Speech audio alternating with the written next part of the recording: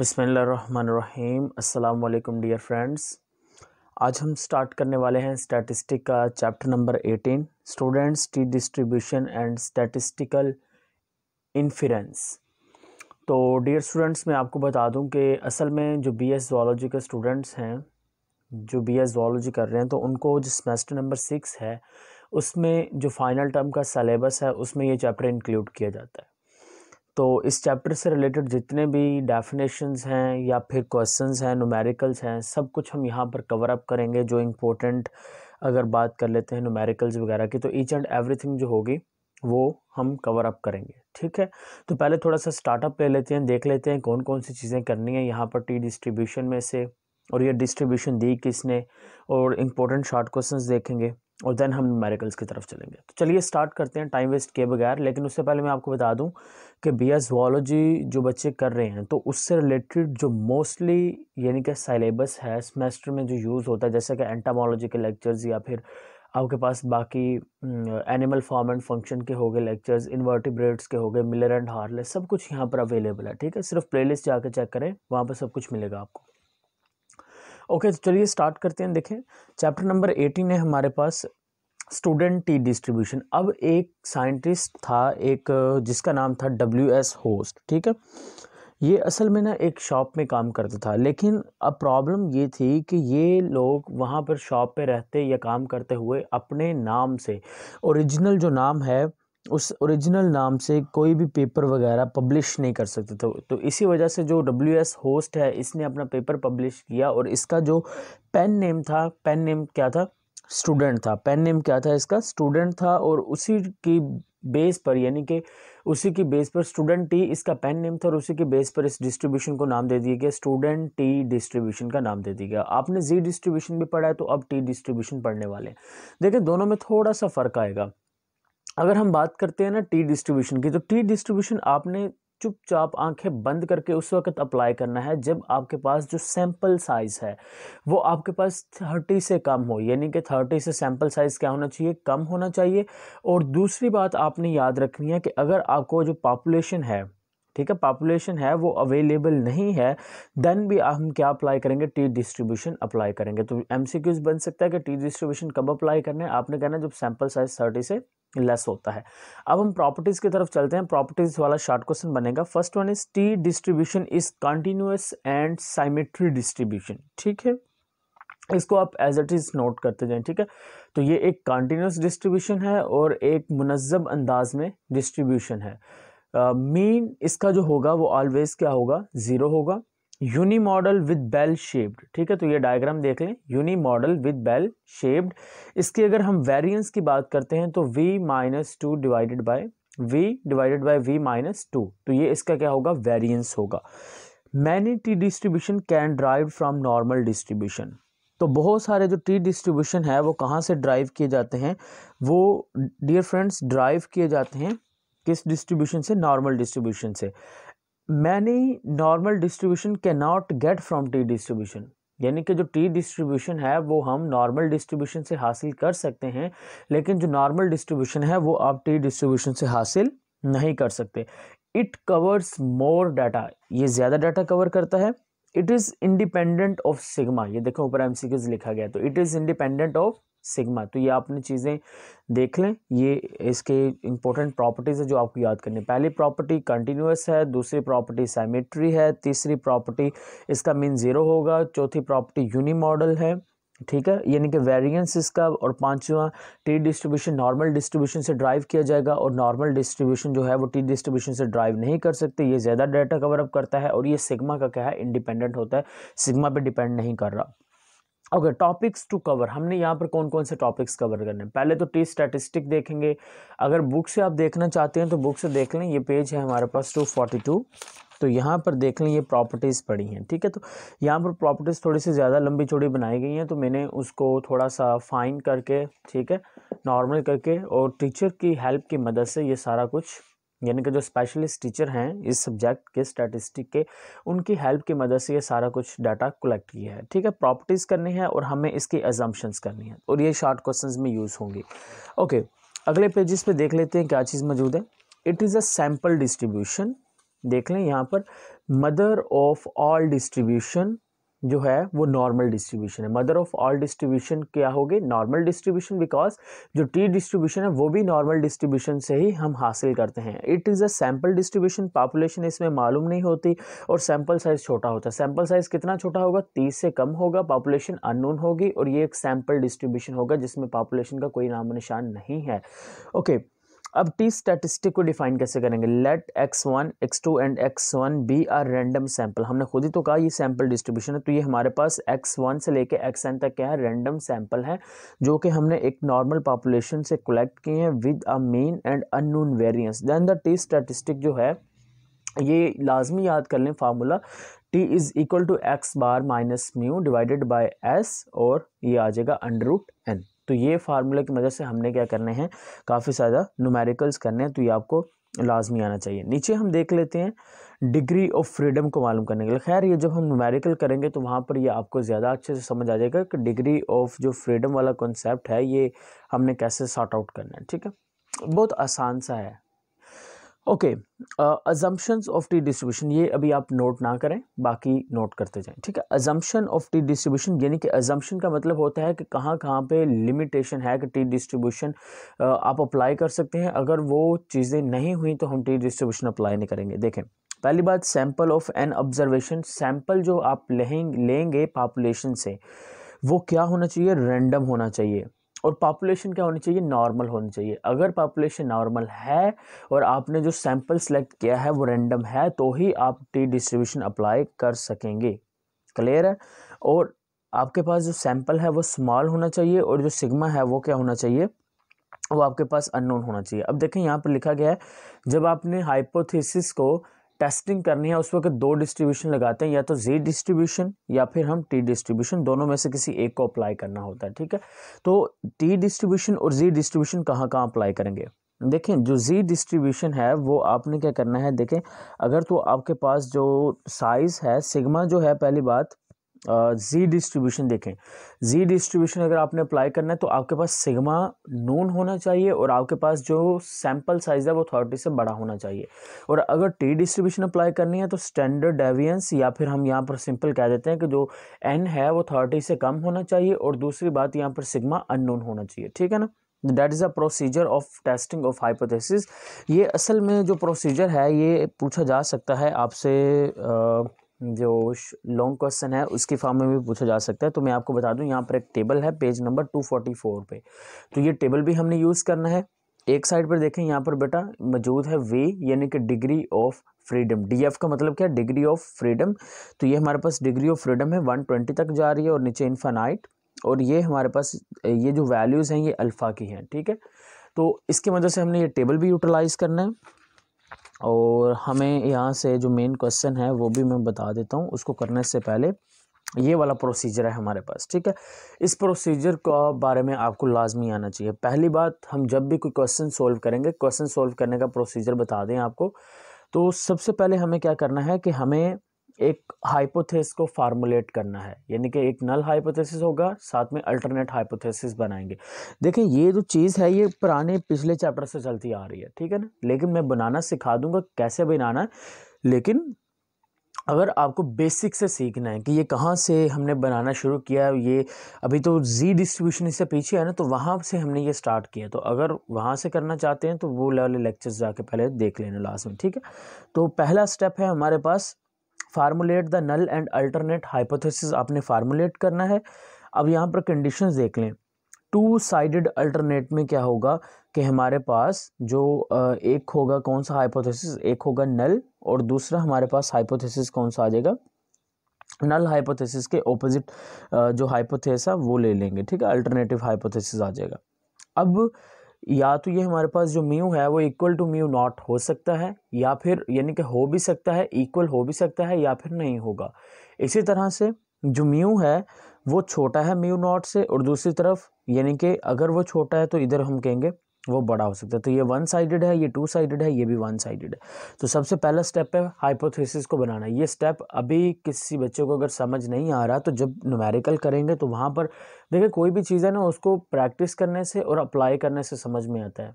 देखें ये सब्जेक्ट असल में जो ज़ूलॉजी के स्टूडेंट्स हैं ना उनके लिए बड़ा डिफ़िकल्ट रहता है, क्योंकि ये मैथमेटिक्स से थोड़ा सा हट के रहता है और काफ़ी डिफ़िकल्ट प्रॉब्लम्स रहती हैं। तो मैं आपको बता दूं कि प्रैक्टिस करने से आएगा, ठीक है।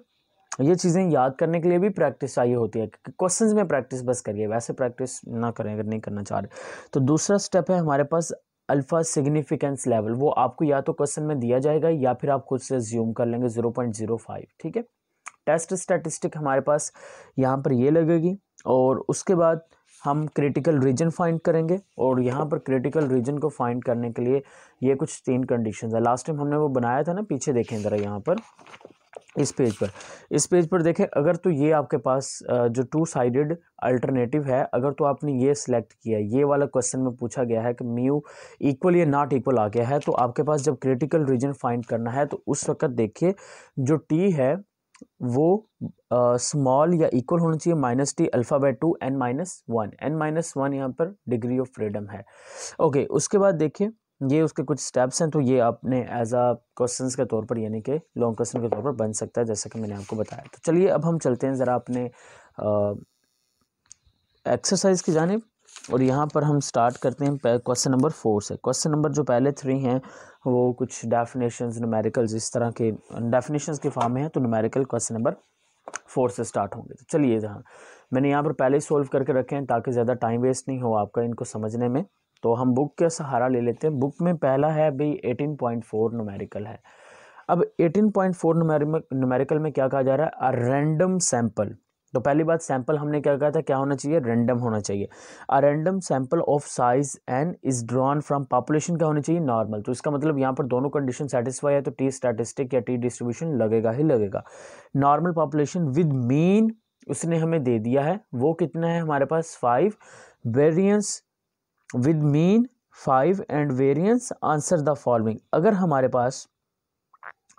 अगर हमारे पास देखिए n उसने 25 दे दिया है, x बार हमें दे दिया है, s दे दिया है, तो उसने कहा कि आपने t फाइंड करना है। अब हमें टेस्ट स्टैटिस्टिक आनी चाहिए, इसके लिए टेस्ट स्टैटिस्टिक देखें। उसने n हमें कितना दिया, उसने कहा कि n is equal to 25, x bar is equal to 3। n is equal to 25, x bar is equal to 3, s is equal to 2, ठीक है। तो उसने कहा कि टी फाइंड करना है। अब टी फाइंड करने के लिए ये स्टैटिस्टिक लगाएंगे जो हमने अभी देखा, t is equal to x bar minus mu divided by s, और ये उसके बटा है और अंडर रूट एन आ गया। तो यहाँ पर हमारे पास देखें एक्स बार की भी वैल्यू है हमारे पास। अगर हम म्यू की बात करते हैं तो जो मीन है उसने हमें यहाँ पर दे दिया। मीन कितना दिया था, ये देखें, मीन उसने हमें 5 दिया, तो यहाँ पर जो म्यू की जगह पे मैंने 5 लिखा हुआ है तो वो मीन वाला है, ठीक है। एस उसने हमें दे दिया, एस कितने 2 है, और अंडर रूट देखें, अंडर रूट कितना है 25। एन इज इक्वल टू 25 उसने क्वेश्चन में दिया, तो 5 का पहले अंडर रूट लिया तो वो 5 आ गया। फिर उसको 2 डिवाइडेड है ना, 2/5 है तो 5 बन गया ना। तो हमने उसको क्या किया, देन डिवाइड किया तो 0.4, ऊपर इसको माइनस करने से -2, तो इन दोनों को सोल्व किया तो -5 आंसर आ गया। तो ये हमारा पहला पार्ट हो गया। ओके, दूसरा है, अब उसने हमें n दे दिया है, x बार दे दिया, t दे दिया। इस बार उसने कहा कि s फाइंड करना है। टी स्टैटिस्टिक की यहाँ पर टोटली लगेगी, क्योंकि वो सेम है ना हमारे पास स्टेटमेंट कि n साइज है वो नॉर्मल पॉपुलेशन से लिया गया और n रैंडम है। तो n इस बार उसने हमें दे दिया 9, x बार दे दिया, t दे दिया। इस बार उसने क्या कहा कि हमें क्या फाइंड करना है, s फाइंड करना है। तो हमने टी स्टैटिस्टिक लगाया। कैसे लगाया, हमने s को सेपरेट करना था, तो हमने क्या किया, हम s को एक साइड पे ले आएंगे। तो पहले हमने कुछ वैल्यूज पुट की, देखिए t था -2 तो -2 आ गया। उसके बाद देखिए x बार कितना है 2 है, म्यू हमने ऊपर भी पुट किया, वही क्वेश्चन ये इसमें भी यही आएगा 5, क्योंकि ये ऊपर उसने हमें सबके लिए मीन जो था, ये देखिए मीन सबके लिए उसने दे दिया था, ठीक है। तो 5 आएगा यहाँ पर। उसके नीचे देखिए s आ गया हमारे पास, क्योंकि s तो हमें फाइंड करना है, और ये 3 आ गया। अब इसका जब अंडर रूट खोला तो 3 आ गया, बटे का बटा किधर जाएगा, ऊपर चला जाएगा। 5 - 2 तो -3 आ गया, क्योंकि साइन -5 के साथ है। यहाँ पर देखिए बटे का बटा ऊपर जाएगा तो क्या आंसर आएगा, 9। तो -9 एंड -2 डिवाइडेड बाय ये आ गया। तो यहाँ पर जब -2 इसको सॉर्ट आउट किया तो हमने माइनस माइनस से कैंसिल आउट और आंसर आ गया 4.5। तो ये दूसरा पार्ट। अब तीसरे की बात करते हैं। तीसरे में देखिए उसने हमें क्या कहा, n is equal to 25, s is equal to 10, t is equal to 2। इस बार x बार फाइंड करना है, यानी कि वही स्टैटिस्टिक लगा रहे हैं बार बार, लेकिन क्या कर रहे हैं कि सिंपल चीज़ों को थोड़ा बहुत चेंज कर रहे हैं। इस बार n दे दिया है, मीन हमारे पास वही रहेगा, एस दे दिया, टी दे दिया, इस बार एक्स बार फाइंड करना, तो वही स्टैटिस्टिक लगा के आपको सॉर्ट आउट करना है। तो हम सॉर्ट आउट करके देख लेते हैं। देखिए ज़रा इधर, ये देखें t is equal to x bar हमें फाइंड करना था, -5 सारी वैल्यूज़ को पुट किया और अदर टिस ये, ठीक है, ये चीज़ें समझ आ रही है ना आपको। ये किस तरह से हमने किया, एक्स बार -5 और जो 25 है उसका अंडर रूट लिया, तो ये हमारे पास कितना आ गया, ये हमारे पास बेटा आ गया 5। तो 10 को 5 से डिवाइड किया तो आंसर आ गया 2। 2 जो यहाँ पर बना उसको इससे मल्टीप्लाई कर दिया, 2 2 ज़ार 4, एक्स बार -5 तो 4, ये -5 उधर जाकर +5 हो गया, तो हमारे पास आंसर आ गया 9। एंड द फोर्थ वन उसने हमें दे दिया, एस दे दिया है, एक्स बार दे दिया, टी दे दिया, इस बार एन मालूम करना है। तो हमारे पास स्टैटिस्टिक एक्स दे दिया, एक्स बार, टी दे दिया और मीन हमारे पास पहले 5 ही है, तो हमने फाइंड क्या करना है, हमने एन फाइंड करना है। तो इसको पहले आप सॉर्ट आउट कीजिए कि किस तरह से हम एन निकालेंगे। देखिए टी उसने हमें 3 दे दिया, तो टी यहाँ पर 3 है, एक्स दे दिया 15 आ गया, -5 आ गया। जब हमने इसको सॉर्ट आउट किया तो हमारे पास आंसर क्या आ गया 9। अब बटे का जो बटा होता है, देखिए 15 का बटा ये है √9, तो बटे का बटा किधर जाएगा ऊपर, तो यहाँ पर 9 ये साथ में √ आ गया और इधर वाला जो 15 है वो इधर जाकर मल्टीप्लाई हो गया। टी ये 3 कहाँ से है, ये टी की वैल्यू है, ये वाली 3 जो है ना यहाँ पर पुट की गई है, तो वो वाली है। जब मल्टीप्लाई किया तो 49 आ गया, यहाँ पर 9 नीचे आके डिवाइड हो गया 5। हमें √n की वैल्यू नहीं चाहिए, n की चाहिए, इसलिए मैंने स्केयर ले लिया दोनों साइड्स पर, तो आंसर आ गया 25। तो ये हमारा हो गया सोल्व। अब हम चलते हैं न्यूमेरिकल 18.5। अभी तो कहानी स्टार्ट हो रही है, तो अभी हमारे बेसिक जो ज़बरदस्त न्यूमेरिकल्स हैं वो स्टार्ट होंगे। अब देखिए ज़रा गौर से रीड आउट करनी है स्टेटमेंट, जहाँ पे समझ नहीं लगे वहीं पे आप लोग दोबारा से पॉज कीजिए, देखिए, कमेंट करके पूछिए, ठीक है। Okay, explain how a confidence interval is constructed for the, अच्छा ये आप छोड़ दें, ये कुछ थ्योरेटिकली है, ये न्यूमेरिकल नीचे वाला है। देखें, the breaking strength of 10 specimens, the breaking strength of 10 specimens of 0.14 inches diameter hard drawn copper wire are found to be. अब देखें उसने ब्रेकिंग स्ट्रेंथ दी है, यानी कि कितने स्पेसिमेन है, 10 स्पेसिमेन, 10 स्पेसिमेन, 10 स्पेसिमेन, यानी कि नंबर ऑफ स्पेसिमेन n कितने हैं, 10 हैं, ठीक है। आगे उसने हमें क्या कहा, उसने कहा कि 10 स्पेसिमेन जो हैं वो हमें उसने दिए हैं और उसने कहा कि 0.104 इंचेस उनका क्या है, डायामीटर है, हार्ड है, और ठीक है, आर फाउंड टू बी 578 572, ये उसने कुछ वैल्यूज दे दी हैं इतना, ठीक है।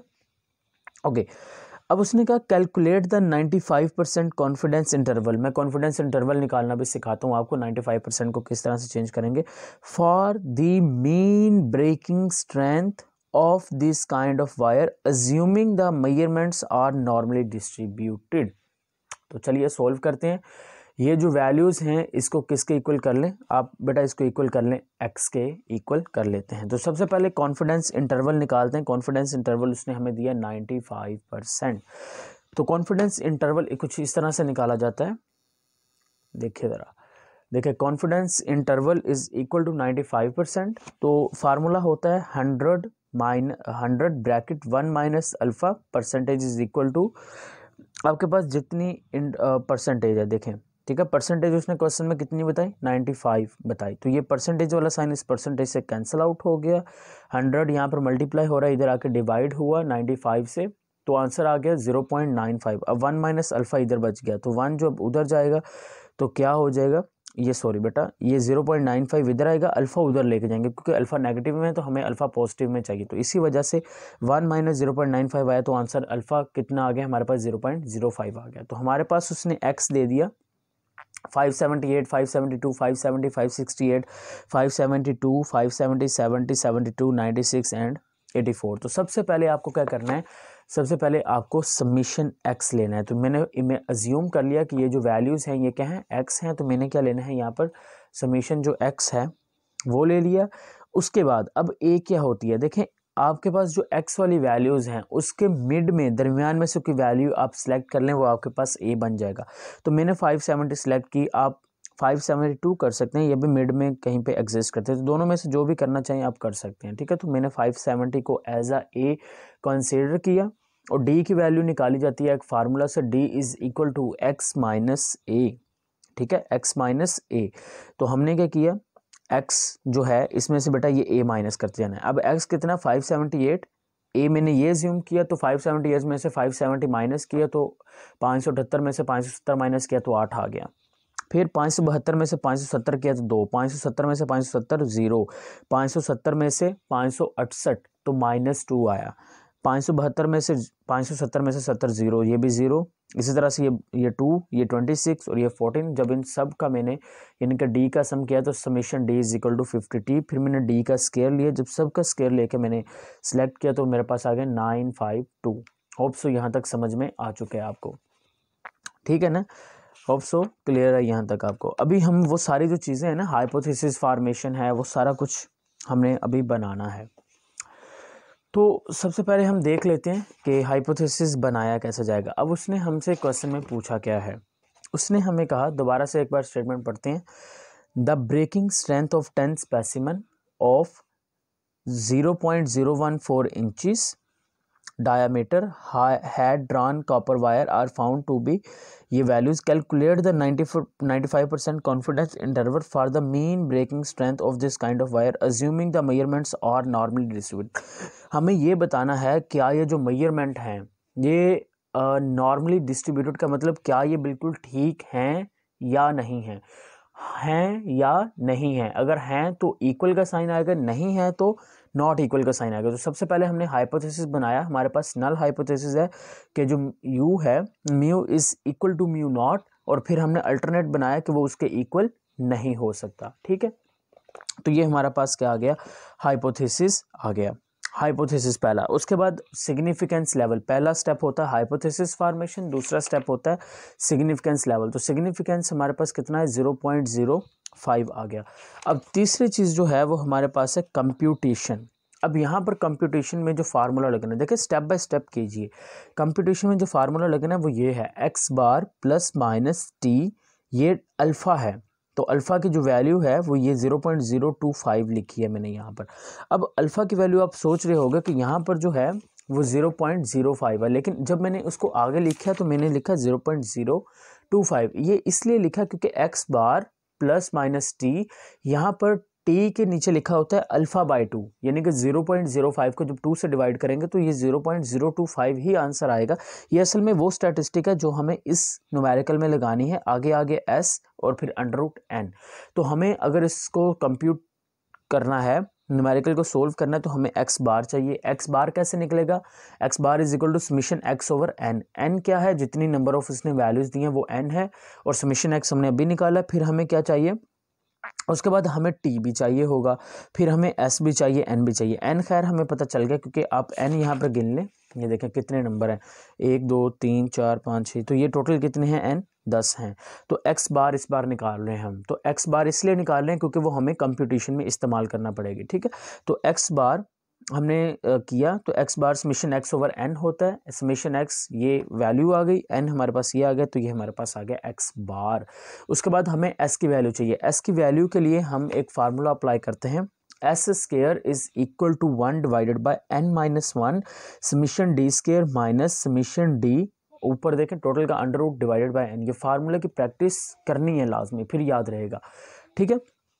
अब यहाँ पर x स्क्वायर है, समटाइम बच्चों को गलती हो जाती है, वो सारा सॉर्ट आउट कर लेते हैं लेकिन वो भूल जाते हैं कि ये x स्क्वायर है, तो ये x स्क्वायर है, ठीक है, ओके। अब n कितना था, 10, 10 माइनस 1 इज इक्वल टू 9, ठीक है। समीशन d स्क्वायर ये आ गया, ये वाला 952, तो हमने ये लिख दिया। आगे देखे समीशन d ये था, ऊपर का उसका स्क्वायर लिया, नीचे है 10। तो जब मैंने 52 का स्क्वायर लेके उसको 10 से डिवाइड किया तो मेरे पास जो आंसर है वो कितना है, 270.4।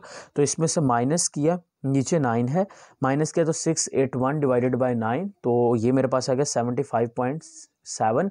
इसका अंडर रूट जब लिया, क्योंकि मुझे s स्क्वायर नहीं चाहिए, s की वैल्यू चाहिए, तो s इज इक्वल टू 8.67 आ चुका मेरे पास। अब मेरे पास s भी आ चुका है, x बार भी आ चुका है, n मुझे मालूम है कितना है, 10 है, क्योंकि ये 10 दी गई इसलिए n 10 हो गया, तो n 10 है, x बार आ चुका है, ओके।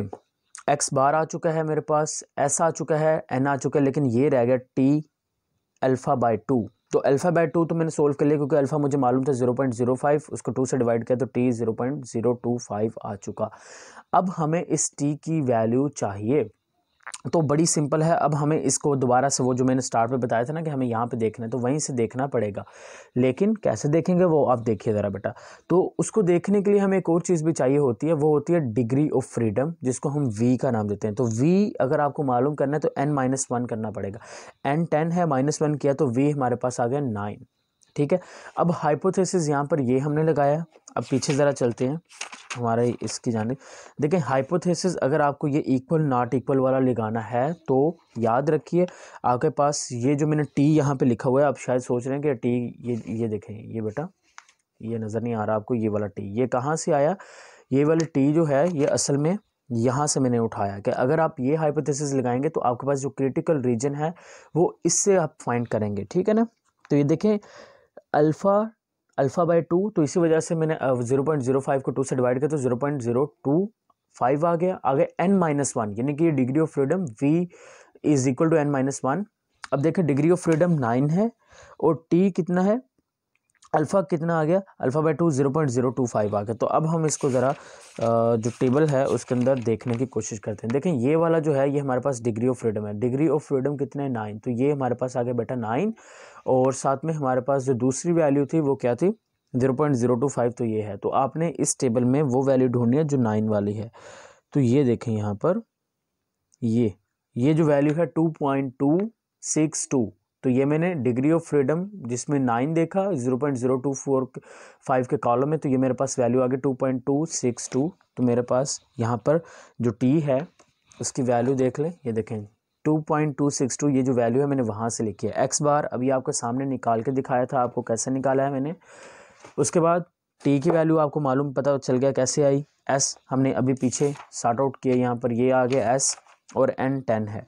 तो जब सबको सॉर्ट आउट करेंगे देखें तो कुछ इस तरह से हमारे पास ये सोल्यूशन होगा, यानी कि 572 प्लस माइनस साइन है, तो इसमें अगर हम ऐड करते हैं तो ये हमारे पास बनेगा 578 टू 566, यानी कि हैंस हम ये कह सकते हैं कि जो रिक्वायर्ड 95% कॉन्फिडेंस लिमिट है म्यू के लिए वो इसके बीच में लिमिट है, 578 से लेके 566 के बीच की लिमिट आएगी। ये न्यूमेरिकल हमारा हो गया 18.5।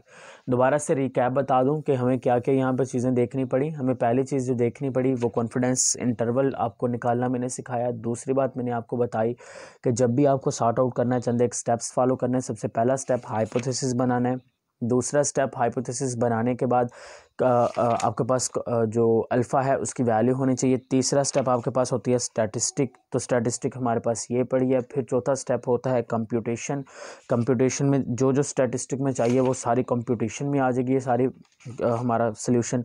फिर आएगा क्रिटिकल रीजन, क्रिटिकल रीजन के लिए डिग्री ऑफ फ्रीडम भी चाहिए होगा, फिर आप निकालेंगे और फिर आप इस तरह से सॉर्ट आउट कर देंगे। ये हमारा हो गया 18.5, क्लियर है ना। तो 18.4 और 18.5 आपका हो गया with the introduction of the chapter.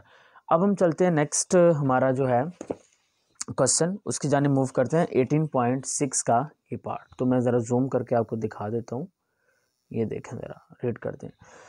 What is meant, ठीक है, what is meant by the term confidence interval, find a 90% confidence interval for the mean of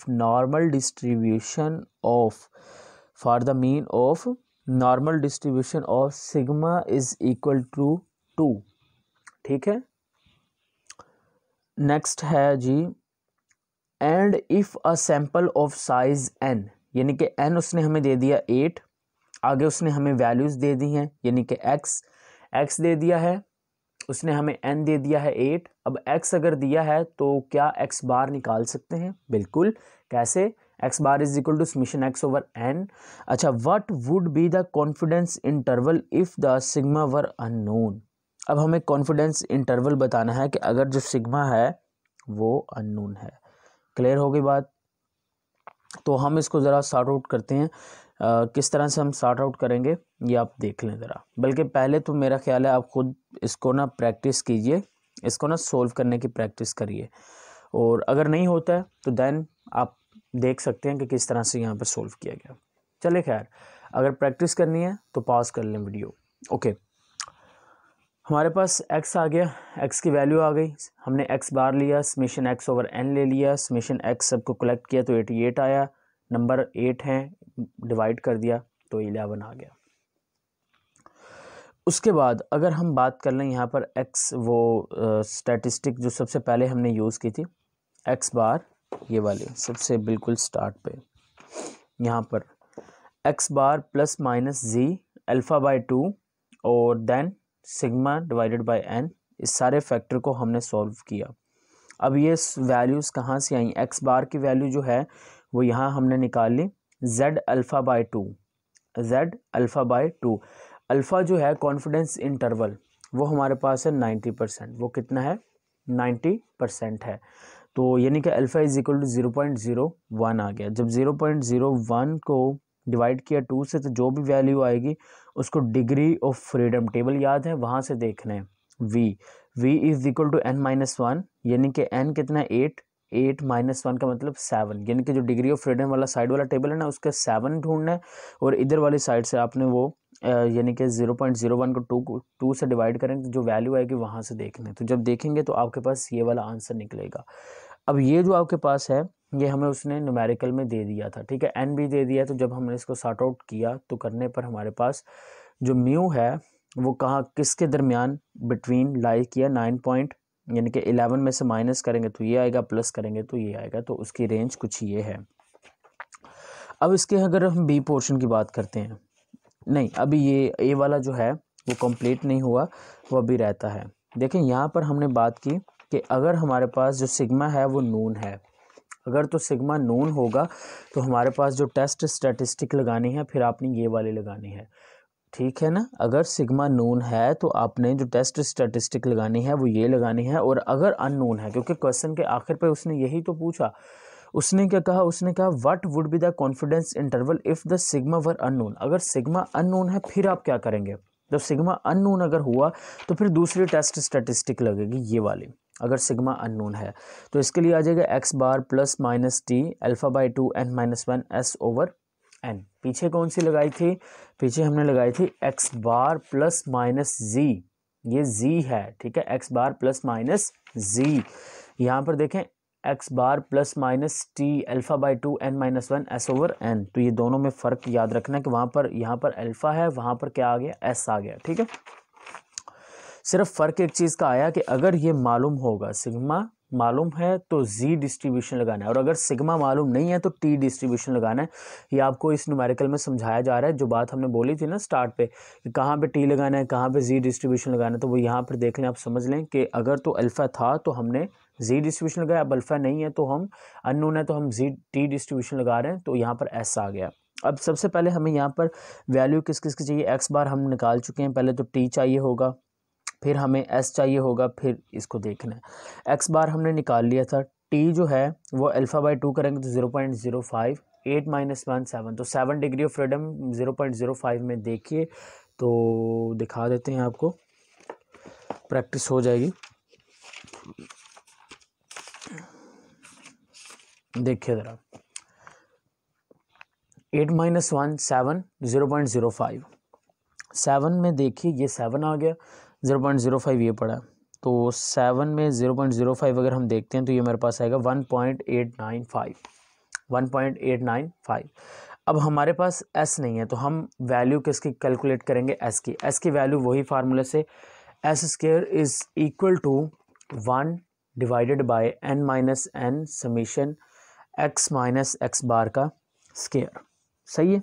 तो ये हमारे पास फार्मूला होता है, इसको आप अब ओपन कर सकते हैं। अब कैसे इसको ओपन करना है, इसको देख लें। सबमिशन उसने कहा कि जितने भी x हैं, जितने भी x की वैल्यू है, x की वैल्यू कितनी है 8 हैं, ये देखें ये सारी x की वैल्यू हैं जी, ये सारी क्या है x की वैल्यू, तो जितनी भी x की वैल्यू हैं इन सब की x की वैल्यू में से हमें x बार को माइनस करना है और फिर ऊपर क्या लेना है, स्क्वायर लेना है, क्योंकि इक्वेशन के स्टार्ट पे है सिग्मा।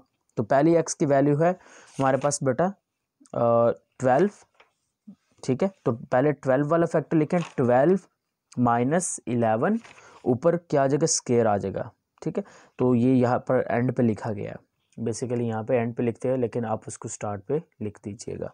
अच्छा, उसके बाद दूसरा है 9 वाला, तो हम लिखेंगे 9 माइनस 11 और ऊपर उसका भी क्या आ जाएगा स्क्वायर रूट। फिर तीसरा है 14 माइनस 11, यानी कि सभी के लिए 14 minus 11, 10 minus 11, 12 minus 11, 7 minus 11, 13 minus 11 and 11 minus 11, और सबको इनक्लोज करके ऊपर स्क्वायर लगाना। जब आप इस सारे को सोल्व करेंगे तो आंसर आएगा 36। 8 माइनस 1 इज इक्वल टू 7।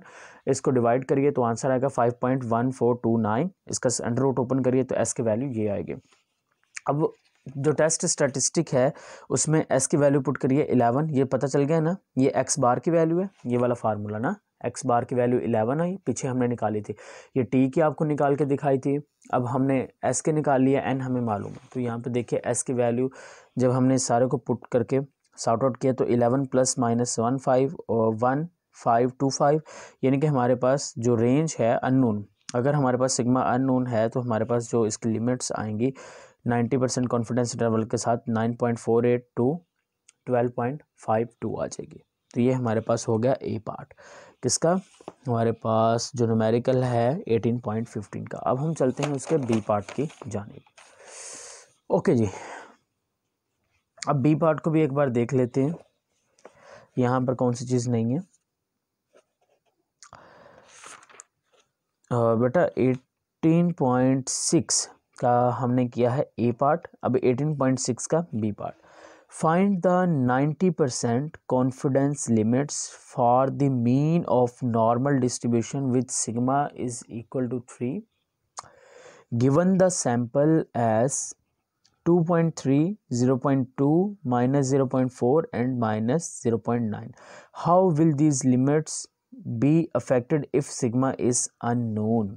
तो यहाँ पर भी सेम एज इट इज़ वही है, पहले में उसने सिग्मा हमें नोन दे दिया कितना 3, दूसरे में उसने सिग्मा के कर दिया अननोन। यहाँ पर स्टैटिस्टिक हम वही पीछे वाली लगाने वाले हैं, एक बार जी स्टैटिस्टिक, दूसरी बार टी डिस्ट्रीब्यूशन, ठीक है। 90% कॉन्फिडेंस इंटरवल, जब सिग्मा हमारे पास मालूम है तो हमने जी डिस्ट्रीब्यूशन लगाया, उसका फार्मूला होता है, उसकी स्टैटिस्टिक होती है x bar plus minus G divided by alpha minus 2 sigma over n. N उसने हमें 4 वैल्यूज़ दी हैं, यहाँ पर देखिए 4 वैल्यूज़ हैं, कौन कौन सी 2.3, 0.2, 0.4 एंड 0.9। तो 4 values n is equal to 4। जब हमने इन सब को जमा किया समीशन देखें, एक्स बार निकालना पड़ेगा ना, क्योंकि एक्स बार यहाँ पे लगाना है, तो x bar is equal to summation x over n. तो जब हमने वो तमाम एक्स की वैल्यू को जमा किया तो हमारे पास 0.8 आंसर आया। एन क्या है, जितने नंबर हैं, तो 4 वैल्यूज़ हैं, 4 हमारे पास एन आ गया, तो इसको डिवाइड किया तो आंसर आ गया एक्स बार 0.2। अब एक्स बार हमारे पास आ गया। अब जो जी है वो अल्फ़ा जो है हमने हमारे पास 0.1, उसको डिवाइड करिए 2 से, उसको टेबल में जाके जी डिस्ट्रीब्यूशन के टेबल में देखना है, इसकी वैल्यू टी डिस्ट्रीब्यूशन के नहीं देखने, ठीक है ना। तो वहाँ पे जाके देखिए आंसर आएगा 1.6। ये सिग्मा उसने हमें दे दिया 3, एन हमें ऑलरेडी मालूम है 4, तो जब हम इसको पुट करेंगे तो हमारे पास जो जी डिस्ट्रीब्यूशन है उसमें ये लिमिट आ जाएगी। लेकिन अगर वो अनमालूम है तो स्टैटिस्टिक लगेगी ये x bar plus minus t alpha by 2 n minus 1 s over n. तो s सबसे पहले फाइंड कीजिए, क्योंकि x बार हमने निकाल चुके हैं, ये पर t हम निकालेंगे इसका, और s पहले फाइंड करेंगे। s के लिए फार्मूला हमने पीछे पढ़ा है ना, x square is equal to, यहाँ पर x स्क्वायर हमने खत्म किया क्योंकि अंडर रूट ले लिया, तो ये सारे की सारी वैल्यू जो है ये अंडर रूट के नीचे आ गए। देखिए इसके जो s फाइंड करने के ना काफ़ी सारे फार्मूलाज होंगे, तो आप इसके फार्मूलाज ना साथ के साथ देखते रहें। अब हमारे पास जो फार्मूला है ये पुराने वाला फार्मूला है, कोई नया नहीं है, सिर्फ यही है कि हमने पीछे एक फार्मूला नया पढ़ा था एस से रिलेटेड, तो हमने कहा था एक्स माइनस एक्स बार ऊपर होल स्क्वायर और स्टार्ट पे समेशन आ गया था। तो हमने इसको देखें, उसका एस स्क्वायर है ना, अंडर रूट खत्म किया तो ये फार्मूला आ गया 1 over n minus 1 bracket summation x square minus summation x whole square divided by n, और ये ब्रैकेट इनक्लोज ऊपर आ गया अंडर रूट। तो हम इसको ज़रा देख लेते हैं यहाँ पर इस जगह पे। देखिए एक्स उसने हमें ये दे दिया, हमें एक्स स्क्वायर चाहिए, क्यों चाहिए, क्योंकि यहाँ पर देखें एक्स स्क्वायर की वैल्यू जो है, ये देखें बेटा ये एक्स स्क्वायर की वैल्यू चाहिए ना, तो एक्स तो हमें उसने दे दिया, हमने फिर एक्स स्क्वायर लिया, समीशन एक्स ले लिया 0.81, तो वहाँ पर 1 एन माइनस एन कितना है 4, एन माइनस 1 आ गया, उसके बाद क्या था एन माइनस 1 के बाद समीशन एक्स स्क्वायर, तो समीशन एक्स स्क्वायर हमने निकाला था, ये देखें summation x square is equal to 0.8, तो हमने यहाँ पे लिखा 0.8। ठीक है ना। तो ये सारी वैल्यूज़ पुट की, तो इन सब को सॉर्ट आउट करने के बाद देखें ये जो हमारे पास हैं सारे को फैक्टर को सॉर्ट आउट किया, ये 1 ये 3 नीचे, तो 6.14 आया। देन 6.14 को 3 से डिवाइड किया, ये आंसर आया। अंडर रूट लिया तो ये हमारे पास s की वैल्यू आ गई। अब हम t देख लेते हैं, t अल्फ़ा/2 माइनस n, उसका टेबल में जाके देख, n 4 है, -1 करेंगे तो n - 1 = 3 आ जाएगा। तो 3 डिग्री ऑफ फ्रीडम 3 में आपने जाके देखना तो वैल्यू आएगी 1.895। s की वैल्यू हमने निकाल ली, n हमारे पास ये आ गया, तो इसको सॉर्ट आउट करिए तो लिमिट हमारे पास ये आ गई। तो बेटा होप सो आपको ये क्वेश्चन है जो समझ आ चुका है। अब देखें इससे रिलेटेड जितने भी क्वेश्चन हैं नेक्स्ट जितने भी क्वेश्चंस हैं ये मैंने आपको करवाए हैं जी। 18.6 है उसका ए पार्ट भी हो गया, बी पार्ट भी हो गया। 18.7 है इसका जो ए पार्ट है, बी पार्ट है। 18.8, 18.9 ये सारे के सारे एज इट इज़ एक ही तरह के हैं, इनमें कोई भी फ़र्क नहीं है, एक ही तरह के हैं जो हमने स्टार्ट पे किए हैं। तो आप कोशिश कीजिए इनको करने की, और अगर नहीं होंगे तो हमारी जो नेक्स्ट वीडियो है उसमें हम ये सारे सॉर्ट आउट करने वाले हैं, तो आप वो वीडियो लाजमी देखिएगा। स्टे कनेक्टेड एंड अल्लाह हाफिज़। लेकिन जाने से पहले आपको एक बार बता दूं फिर कि जैसा कि आपको बताया गया था कि यहाँ पर ज़ूलॉजी से रिलेटेड सारा मटेरियल जो है वो अपलोड किया गया है। ये तो स्टैट के भी हमने, क्योंकि काफ़ी सारे स्टूडेंट्स जो हैं उनको प्रॉब्लम रहती है स्टैटिस्टिक्स से, तो इसी वजह से हम इसकी वीडियोस बना रहे हैं। वैसे मेन जो हमारे लेक्चर्स हैं वो ज़ूलॉजी से ही रिलेटेड हैं, जैसे कि जेनेटिक्स हो गया, हमारे पास बायोकेमिस्ट्री हो गई, मॉलिक्यूलर बायोलॉजी हो गई, इनवर्टिब्रेट्स वर्टिब्रेट्स, तो इससे रिलेटेड है। ठीक है, होप सो सारी कन्फ्यूजन आपकी क्लियर है, प्रॉब्लम्स आपकी क्लियर हैं, और नोट्स आपको जो हैं वो मिल जाएंगे, यानी कि नोट्स आप साथ के साथ खुद बनाते रहें, और अगर चाहिए तो आप कॉन्टैक्ट भी कर सकते हैं। ओके जी, अल्लाह हाफिज़ एंड शुक्रिया।